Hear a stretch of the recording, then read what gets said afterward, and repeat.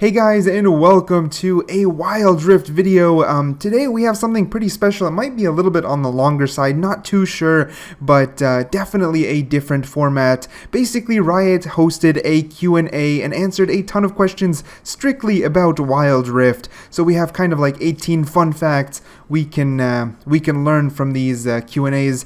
So hopefully you enjoy the content, and let's get straight into it. Starting off with question number 1, someone asked, why doesn't the game have certain functions yet? And they're basically referring to everything, to maybe certain options, certain settings, certain game modes, etc, etc. Like, why are a lot of things missing from the game? And to that, Riot responded, we received many questions like that. At the current stage of development, we are not exactly in step 1, we are in step 0.5. Alpha Regional brings only a small part of the game that we plan to release. Several functions were purposely left out in the alpha version so that we could focus on stability. When we release the game to more players, we will continue development based on feedback from the community, adding more features as we go. We will have more information about this later this year. On to question number 2. This one's a really long one. Prepare yourselves. So, question number 2. Why is the look, gameplay of some champions different from the PC version? And to that, Riot responded, one of the most amazing things about rebuilding everything from scratch was reviewing some designs that could have been improved to better align with what players expect from champions in 2020. We have champions like Malphite, which received an incredible new narrative that gave so much more depth to the character, passing from a half-silly stone monster to an For champions like Misfortune, we wanted to use the design you may have seen in Legends of Runeterra or the animated series Tales of Runeterra, as we and many players feel that best represents the fantasy of a bounty hunter adventurous. You can check out the March Diary dev to better understand this issue, but when it comes to the game mechanics, we start by looking at the champion, and our first approach is to follow a line of equality. If nothing must be changed, we leave the champion as he is. However, if we're going to make changes, we want them to be careful and intentional. We address this issue in a few ways. The first of which is that playing on a phone or controller is a very different experience than using a mouse and keyboard.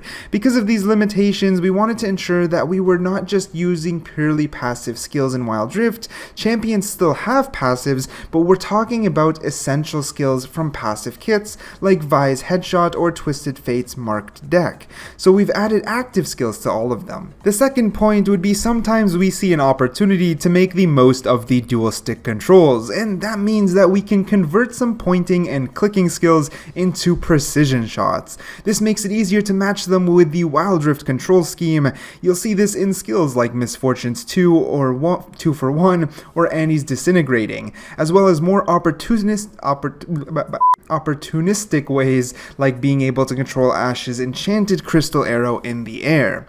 The last and final point would be we need to adapt the champions to the game time and reduced map of Wild Rift, or make the most of the champion's end of game fantasy. If he only has 15 or 20 minutes to get there. For example, Nasus accumulates his siphon attack faster, Shyvana receives unique bonuses based on dragons and its team defeated, and yes, Lux's laser covers the entire length of the map.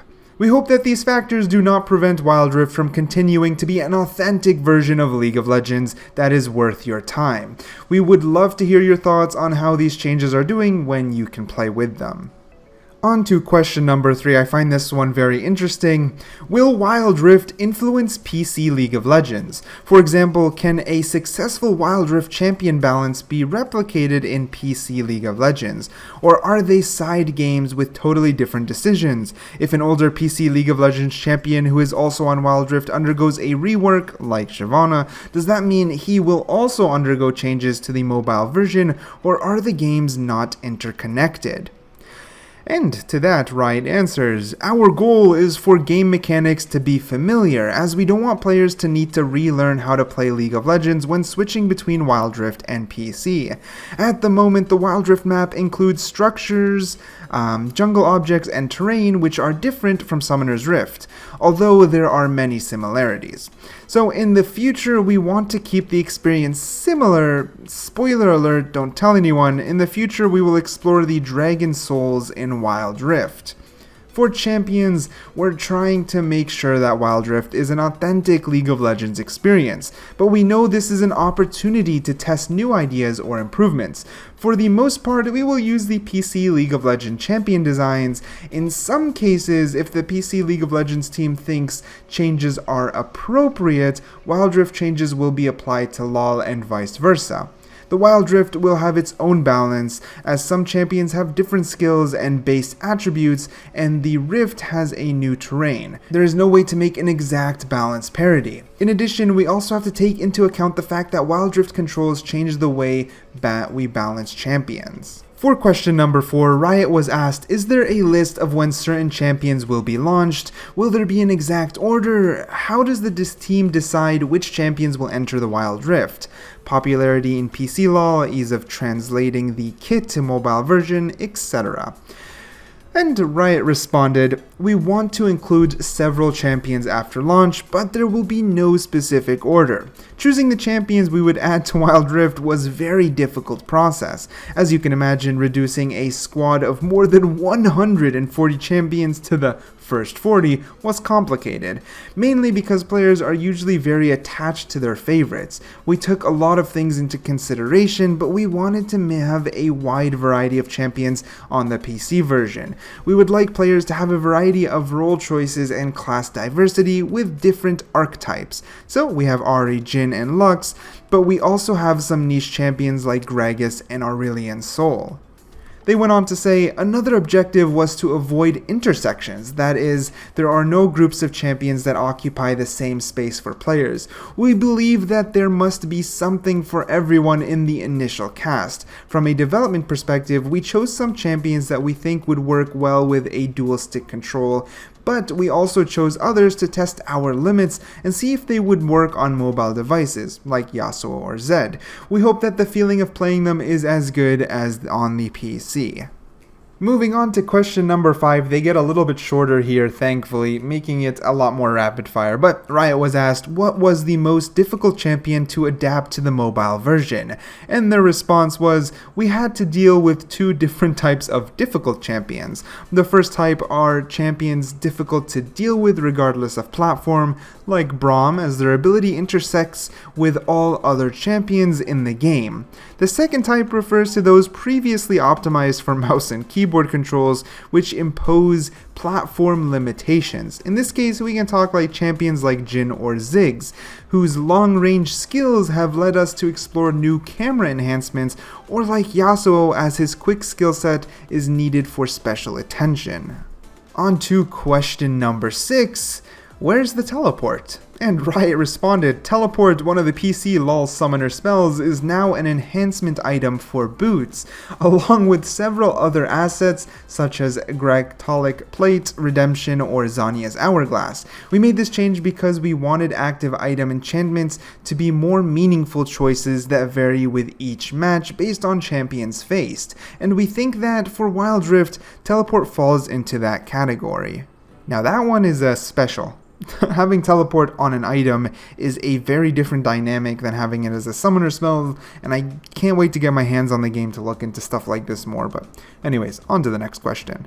For question number 7, why do matches only last 15 to 20 minutes? When we asked League of Legends players why they would like to play on mobile devices or consoles, the time and game availability were constant trends. Players wanted faster matches that were more suitable for such platforms, something to play at lunchtime, on the way home, or wherever there is time to play without compromising the depth and fun expected from LoL. So we try to keep the PC LOL moments and experience essential, but with faster departures. We also want to ensure full support for PC LOL and Wild Rift, so you like something faster and more dynamic, Wild Rift it is. And for those who love long, twisted fights in a 30 to 40 minute game on PC, LOL remains available just the way you like it. Last but not least, question number 8. Why does the minimap lag? Which is something that was happening in the alpha, by the way, and Riot did respond. As our highest priority is game performance, we didn't have time to fully optimize the minimap before alpha. We chose not to prioritize this issue to ensure that the alpha was launched on time. The minimap will be fixed in future updates. Go figures, right? It's not gonna leave it like that. But anyhow, as you can see, the video is getting a little bit long and there are another 10 questions to go over, so it's gonna be its own separate video. They are shorter, more rapid firing questions, so it might be a little bit more entertaining this one, but we got a lot of grim and really in-depth look as to development and Riot's thoughts, so hopefully you did enjoy the content for what it was. If you did, consider hitting that like button, maybe even subscribing. Of course, leave any feedback in the comments down below, especially since this format was a very, very different video, so make sure to give me feedback down there. And yeah, other than that, thank you so much for watching. I hope you enjoyed as always, and I'll catch you guys in the next one.